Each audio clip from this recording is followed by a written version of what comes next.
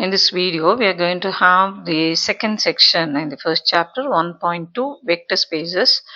In that, we have definition and examples. That's what we are going to have in this video. So, definition: a vector space V over a field F consists of a set on which two operations called addition and scalar multiplication, respectively. These two we have defined in the previous video. So for each pair of elements x and y, there is a unique element x plus y in V, and for each element a in F and each element x in V, there is a unique element ax in V such that the following conditions hold. See, actually speaking in Hurston, you would have had given a non-empty set together with this operation, it should form an abelian group. Under addition, it should form an abelian group, and then under scalar multiplication, we have to have v1, v2, v3, v4. So actually we had there explicitly would have given the closure also, so 5, and the scalar multiplication, when we consider, that is sixth one, and this one, so 10 axioms. But here we have mentioned vs1 to vs8. The reason is this one, that is your scalar multiplication is well defined and addition is well defined. Closure with respect to addition, closure with respect to scalar multiplication are given in the statement itself. So instead of 10 axioms, you have got only 8 axioms, and there in which the order in which the axioms are mentioned is different from the one what is mentioned in Friedberg. So these are the axioms. So what is that? We have to start with this consists of a set V on which two operations, addition, the operation is to be mentioned, set, operation and axioms. Set, operation and axioms, that only will give a structure. So here the set is V, operations, two operations that we have, and axioms we have from Vs1 to Vs8. So they are defined so that for each pair x and y, here this one accounts for closure with respect to addition, and this one accounts for closure with respect to scalar multiplication. So other than these two, which usually is mentioned in other books, is not covered here. So you have the first one, all these properties we had already in the previous section itself, 1.1, but without naming the axioms. So the first one, x plus y should be equal to y plus x for all x, y in V. That is commutativity with regard to addition. And then associativity with respect to addition, you have this condition, x plus y plus z equals x plus y plus z. There exists an element in V denoted by 0 such that x plus 0 equals 0 for each x in V. This is called existence of identity. For each element x in V, there exists an element y in V such that x plus y is 0. That is called existence of inverse. For each element x in V, scalar 1 into x is x. For each pair of elements a, b in F and each element x in V, we said already, it looks like associativity, but it is not so. And similarly, these two look like distributive law, but they are not so. So here AB into x is A into BX, and here A into x plus y is AX plus AY. Here A plus B into x is AX plus BX. So the order in which it is mentioned, as the recommended textbook being Friedberg, it's better that this order is maintained. So VS1 commutativity, and then associativity, identity, you have commutativity, associativity, identity and inverse, and then for each element this one 1 into x, bs phi is 1 into x equals s. So this has to be remembered. And then on this you can say like just to remember crudely, associativity, distributive law. From left it distributes, so you can call it as left distributive law. And from you have, if you are calling this as left distributive law, then this has to be called as right distributive law. From the right it distributes, so right distributive law. It should not be called so, but for you to remember LDL and RDL. So CA, two I's you can have, CAII. The first one is identity, second one is inverse. Okay, first one is identity and the second one is inverse. And then 1 into x, it looks like unit element, so you can just, it looks like unit element but it is not so. And then associativity and then distributive laws 1 and 2, both the laws. So 1, 2, 3, 4, 5, 6, 7, 8. So you have 8 axioms.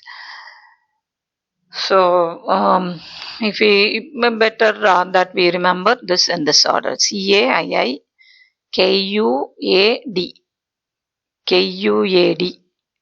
Just a crude way of remembering that that's mentioned, right?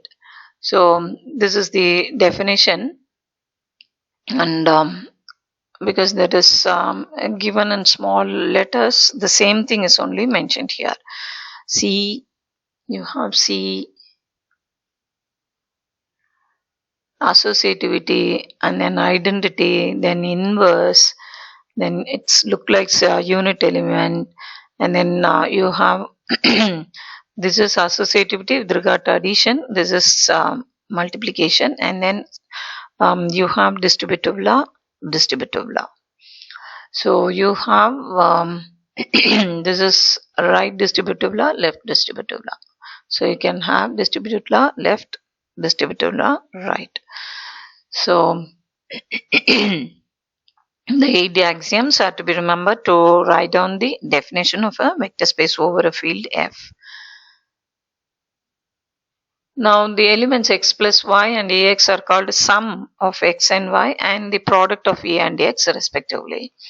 The rule which associates with xy in V, a vector x plus y is called the addition, and it is a function from V cross V to V defined by any element. Here it's an ordered pair xy, and that is taken by the addition, the function, to x plus y. And in the same way it is f cross V. So A V is AV. So the rule which associates with each scalar A and a vector V, a vector AV is called the scalar multiplication and is a function from this to this. So from scalar, from the field F you have this, and from the vector, that set collection of vectors, this is collection of scalars. So scalar and a vector, so together you have by the scalar multiplication AV. The elements of the field F are called scalars and the elements of V are called vectors. And we have mentioned in VS2 this, so is it allowed only for 2 elements or 3 elements, or even whatever may be the axioms that we consider, any finite number of elements that we can consider. So that's what this note says. Now we will have examples. Very first example is every field is a vector space over itself and over its subfield also. So for example, if we consider C, the collection of all complex numbers a plus ib, where a and b are real numbers. If you consider this, the C is a vector space over itself, and the same C is a vector space over R also. So that is the meaning of this statement. Every field is a vector space over itself and over its subfield also. Then you have the example of coordinate space, matrix space, function space, polynomial space, and sequence space. We'll see them one by one. Now for coordinate space, we have f to be any field, and this f raised to n, this collection. This collection of all ordered n tuples. These are called as n tuples, where each ai is a member of f and I ranges from 1 to n. Now we have got collection. See, we have already said that you have to mention what is the set, and then operation. Axioms can be checked. All the 8 axioms are to be checked, and of course x plus y and ax, these are to be checked. So together we have 10 axioms. So define addition and scalar multiplication component wise. So this operation is called component wise addition. A1, you consider one element with coordinates. When you refer them individually, you call them as coordinates. On the whole, when you consider, you call it as n tuple. So A1, A2 and so on an, and here B1 and so on Bn. This ordered 2 elements, ordered n tuples you have considered component wise. First component with first component, second component with second component, and so on, last with last. So this is what you have, and this one is defined as lambda a1, lambda a2 and so on lambda n. Lambda times this ordered n tuple is given by this. Then this Fn is a vector space, and that is called coordinate space. Particularly if F is taken as R and F is taken as C, then this is what you have. They are also vector spaces. This is a vector space over R. Here, when you say that AIs are from C, means it is a vector space over C only. This one is a vector space over C, and this one is a vector space over R. Addition, scalar multiplication, and defined component wise. Now, sometimes vectors in Fn may also be written as column vectors instead of row vector like this. Like this column, also we will have the representation. Next is the matrix space. So the set of all m cross n matrices with entries from a field F is a vector space, and that is denoted as m suffix m cross n over F with the following operations like matrix addition and scalar multiplication. You consider 2 elements from the collection of all m cross n matrices over a field F. Over a field F means the entries are from the field F. And the scalar, when you consider that, should also be from F, because we are going to call this as matrix space over F. Matrix space over F. So over F means the entries of the entries, whatever in matrix that you consider, the entries are from the field F. So that is the meaning of saying over F. So you have this m cross n, m suffix m cross n F to be this collection. It's a collection of all m by n matrices over F. It's a vector space called matrix space. You know how to add 2 matrices and scalar times that matrix. So this is how it is defined. You consider for the matrix A, let the ijth entry be written in this way, and for the matrix B, let the ijth entry be written in this way. So entry wise, when you add, you will get the ijth entry of the matrix A plus B. You are given 2 matrices A and B. You are given 2 matrices A with entries aij's. Order m cross n. B is another matrix with entries bij's of order m cross n. So when you consider A plus B, it is to be added component wise, aij plus bij. So you have the component wise entry wise addition to be the operation in A plus B and even in CA. So In the same way, instead of m cross n, if you have n cross n, you have all the square matrices. So again, the same way you have to define the matrix addition and scalar multiplication. And if you consider even the diagonal matrices, square matrices in which accepting the main diagonal entries, the other entries are 0. So that is your diagonal matrix. And that collection is also a vector space over F with the same matrix addition and scalar multiplication. So rectangular matrices collection and square matrices collection, diagonal matrices collection, all of them form vector space over F, and they are all matrix spaces. Next is the function space. So we consider next one as function space. What is it? It is, if you consider S to be any non-empty set and F be any field, and let the script F of SF denote the set of all functions from S to F. All those functions from S to F, we consider two functions F and G are equal if they agree. If the images are equal, then the mappings will be equal. So that is the definition of equality of two mappings. And this set is a vector space with the operations of addition and scalar multiplication defined in this way. Point-wise addition. F plus G of S is F of S plus G of S. And CF of S is C of F of S. For each S and S. So this is the collection. And these are the operations. So set, operation, axioms, all the 8 axioms, actually 8 plus 2, 10 axioms can be easily checked. So under those two operations, it forms a vector space that's called function space. As a particular case, you can have the set to be S to be this closed interval 0, 1, and that field F to be R. And you consider all those functions which are continuous functions. So the set of all real valued continuous functions defined on closed interval 0, 1. This is how you symbolically you write like this. In words you have this, in symbols you have this. So again, this is a vector space under point-wise addition and scalar multiplication. So in the case of coordinate space, component-wise addition and scalar multiplication.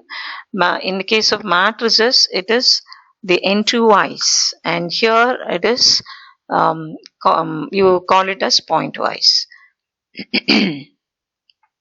Here x should be from the closed interval 0, 1, and lambda should be from the field of real numbers. Next is the polynomial space. Next is your polynomial space. So we consider V to be the collection of all polynomials over F. V is a vector space F under the usual addition and multiplication of polynomials. We now have to add two polynomials, how to multiply a polynomial by a constant. So those two are the operations. So set is mentioned, operations are also given, the axioms can easily be checked. So this is a vector space and that is called a polynomial space. This is a polynomial space and this is a particular case. In particular, Pn of F be the set of all polynomials of degree less than or equal to n. Using the usual operations for polynomials of addition and multiplication, this is a vector space that's called polynomial space. And next is the sequence space. Let V denote the set of all sequences of real numbers like this. Simply you denote like this. Then V is a vector space that's called sequence space over the field of real numbers, because the entries are from real means you have sequence space over R. Under the scalar multiplication, addition and scalar multiplication defined in this way. It's something like you can even crudely call it as component wise, as in the case of coordinate space. In the next two, we have example in which the given collection is not a vector space. It is not a vector space. You are defining it is the collection of all ordered pairs. You consider two elements, the ordered pair A1, A2, B1, B2 in S, and you consider C to be a real number, define your addition of those two elements in this way, component wise. It is not component wise. A1 plus B1. The second one, if you notice, it is A2 minus B2. And here it is just, this is component wise. Here it is defined as A2 minus B2. Component wise means it should be A2 plus B2. It is A2 minus B2 here. So whether this one forms a vector space or not, we'll have to check the condition. The closure is definitely true. From the way in which it is defined, closure is definitely true. Closure holds. But this one, BS1, namely commutativity, even if one of the 8 axioms, see we have mentioned the 8 axioms, even if one of them fails, it cannot be called as, the collection cannot be called as a vector space over the, in this case, real numbers. So BS1, commutativity, you consider 2 elements. X is taken as say A1, A2, Y is taken as say B1, B2. Then X plus Y gives you A1 plus B1, A2 minus B2. Now Y plus X, when you consider, it is B1 plus A1 and B2 minus A2. These two are the same. These two are the same, but A2 minus B2 is not same as B2 minus A2. So one axiom itself, I mean the first axiom itself fails, so there is no need to check the rest of the axioms. Even if one fails, you cannot call it as a vector space. Okay. Then the next one you have yes, the same as in the previous one example. Now here this addition is defined in this way. You have the second one, second component to be 0. First one, okay, coordinate wise, but the second one is 0. And this one is also, you have like this. Now this is not a vector space because if you consider the, as said earlier, even if one axiom fails, it cannot be a vector space. So if you consider the VS3 is existence of identity. So what could be the, see, I need to have A1, A2 plus some element. This I need to find. Suppose I call it as say B1, B2 itself. I should get back A1, A2. So when I add this with something else, I should get back the same element. So, but how this one is defined? It is defined as A1 plus B1, 0. And what I should have on the right side? A1, A2. So this gives A1, B1 to be 0 and A2 to be 0. See, I have considered an element A1, A2 with A1, A2 present, but this one says A2 is 0. A2 is 0. What I want is the value for my B1 and B2. I'm getting, of course, B1 as 0. I'm getting B1 as 0. But what about B2? What about that B2? So even if I assume that to be, say, let it be B2, when I apply with A1, A2 with 0, B2, what is that I get? A1 I'm getting. The second one is 0. I'm not getting A1, A2. I should get back the same. So you don't find any identity element present in the collection, and therefore this is not a vector space. So these are few examples for the given examples to check or to show that the given collection is a vector space or not. So the axioms we can check and conclude that definitely they are all vector spaces, and excepting the last 7th one and 8th one. Thank you.